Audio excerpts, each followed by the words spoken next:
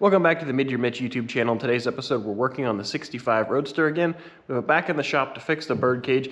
The bird cage was solid, but we had to cut part of it out to install the custom rear floor to fit the Roadster shop chassis. So we're going to shore up the back of that, fix some fiberglass issues, and create a little storage area behind the seats. So be sure to stick around. Now that we finished up overkill, it is time to get the old mellow yellow 65 Roadster back into the shop.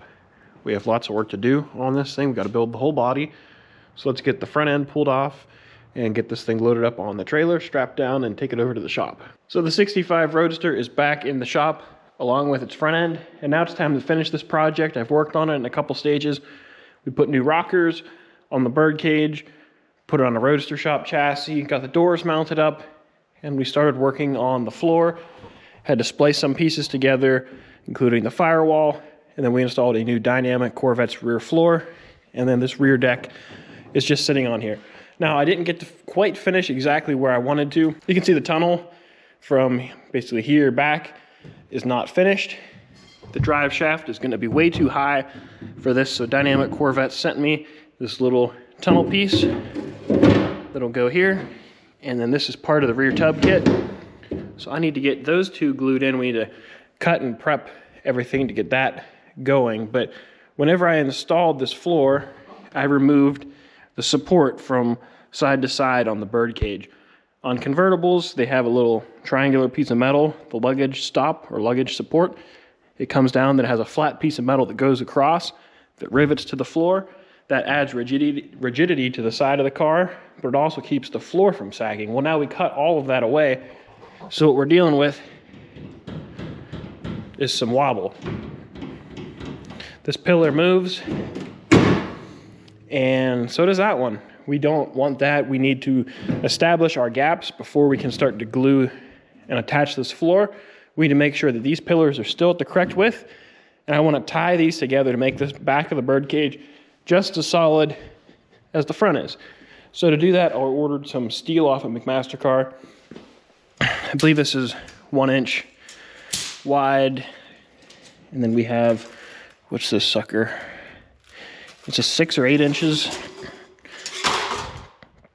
6 inches wide, yeah. So we have some of this stuff. Basically what I want to do is recreate something similar to what was here originally. It's going to have to be oriented differently because this floor is unique.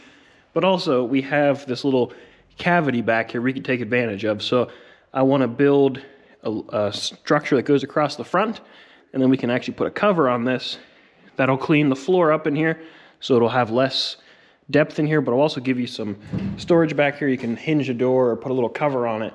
So that's what we're gonna do. But first, let's get the center roughed in, get those pieces glued in, then we can start tracing out and cutting some stuff out of cardboard, mocking up a design, and we'll transfer it over to some steel.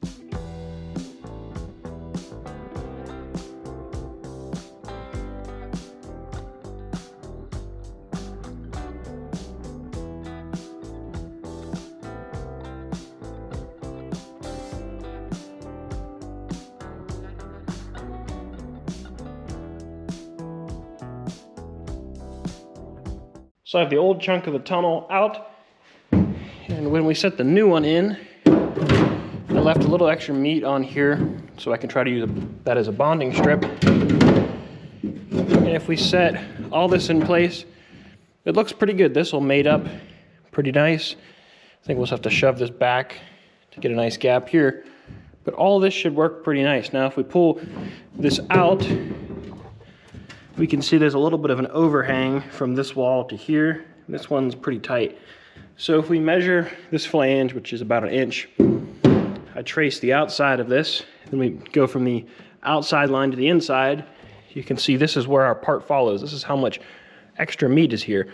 This doesn't matter as much, but right here next to your U-joint, that does matter. We want to make sure we have clearance here for our drive shaft because the body's not in its final place. It could move slightly side to side, and we want to make sure we have clearance whenever the body gets picked up to finish the car. They put it back down, we'll have room.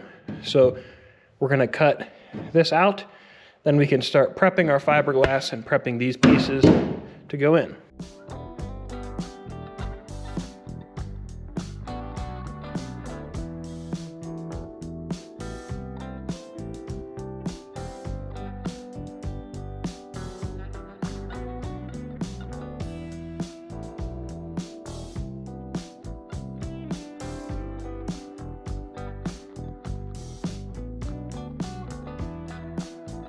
So I have the center part of our tunnel glued in. I just have a railroad track holding pressure on that.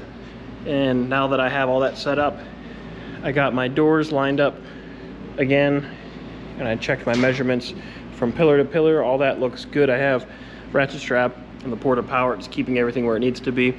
And I started mocking up this compartment here with some tubing and with some clamps. So the underside of this tubing, so the top of this piece of plywood would be like our shelf, is what I'm looking at. So it'll be sloped down a little bit, but that should keep it nice and low, so that way the seat, it doesn't interfere with the seat or anything. So now what I'm gonna do is cut some metal and have it come up at an angle, at this angle.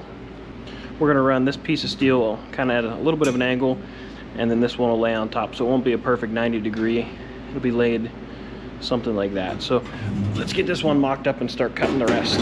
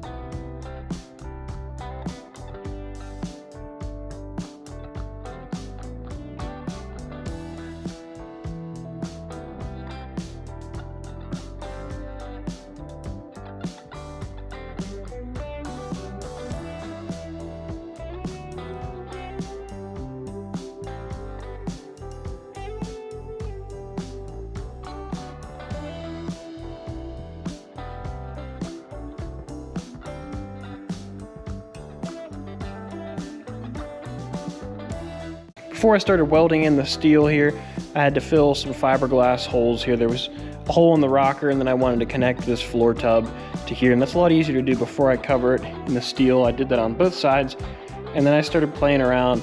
I made some pieces. I'm just gonna go from one side to the tunnel. It makes it easier to measure. So that was like 22 inches or something. And I have this 6-inch wide stock, and I drilled some holes in it. Now originally, the thin piece of sheet metal that went across here, solid riveted with some of these solid rivets. There's 2 lengths that they generally sell. They use these and they bucked them from the back. So the back, the flat head would be on the fiberglass side, and the side that gets peened over is on the steel side. So what I've done before is use these pop rivets, which I'll have these on my website, and you can also get them off McMaster-Carr. But typically you would do the same thing, put it from the fiberglass side to the steel wool. This is on a chassis and I'm not able to get easy access to the underside. Plus, I don't want the strength of aluminum, I want the strength of steel. I've used these, which are also on my website. These are weld studs, 1/4-20 weld studs, that have basically the same head as the solid rivets. They're a little thicker, but again, they're steel. So what I'm gonna do is drill a hole through here and run these through the backside. So under the car, you'll see these, which these are pretty clean, and it looks factory, because that's what a factory car would have. And that will help secure this pillar from shifting. We'll fully weld this across the top. This will bolt down here, and that'll also help the floor from sagging. Now over here, to attach the tunnel to this, we're going to use just some little plates I cut out here. I'll weld them to the bar, and then we will run a pop rivet through here, through the fiberglass into this. And that'll just shore that up. I may even put a little piece in the middle, just like a little strip or something to fill that in. Maybe to give us something else to bite to. I'm not quite sure what I'll do on the front. But I think once this cures up, we'll bolt all this in, weld it in, and then we'll see how strong we are. I mean, we're already a lot stiffer just by having this one cross brace in and having this tunnel glued up. So that's already a big improvement, but we want this thing to be super strong.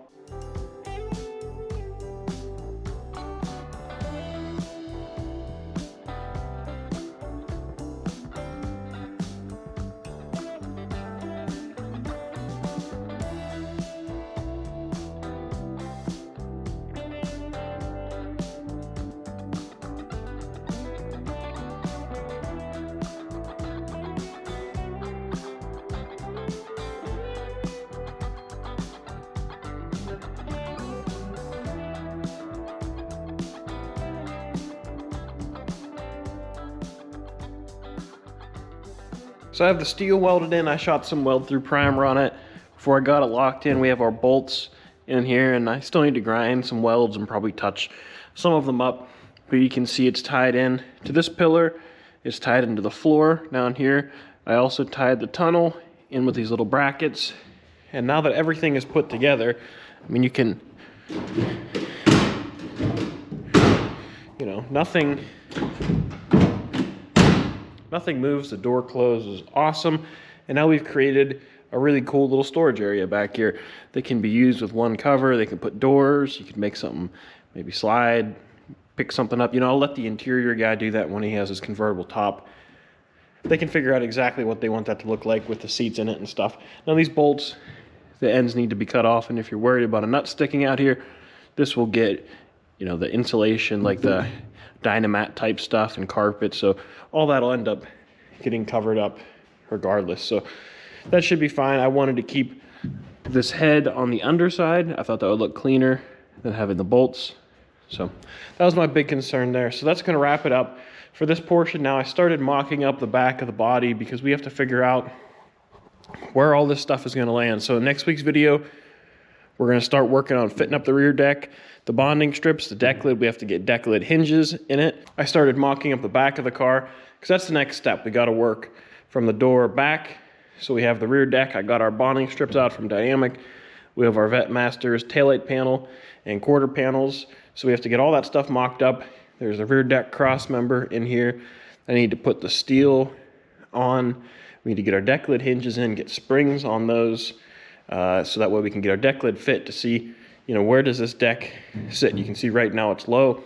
Some stuff has to be adjusted. We're missing some pieces of fiberglass in here. So there's a lot of stuff that I need to address to get this thing dialed in. So that's the direction we're gonna head next. And once the back is looking good, then we'll work our way up to the front. There's still a lot of work to do, but you know, now the inside of the car is shored up. We fixed some little holes, and it's just looking a lot more complete, a lot more solid. And we'll just keep doing that everywhere we go. We're just trying to make the car that much better. There's still lots of work to do. It's still rough, but by the time we're done, it's gonna be a real nice project. Kind of like overkill. But that's gonna do it for this video. If you enjoyed, please give it a thumbs up. Don't forget to subscribe. In some of the next videos, we have some cool fiberglass content coming out, a little more on the technical side, which I think some of you guys will enjoy. It'll be something different. And then we have lots of videos coming up on this little Roadster. We have a lot of work to do. We're basically gonna see this one out. It's gonna get to the point of overkill, then it's hitting the road. So we have a lot more work to do on this, but we just gotta keep our heads down, keep our feet moving, and it'll be on its way very soon. So I got a lot of work to do, and I'll catch you guys later.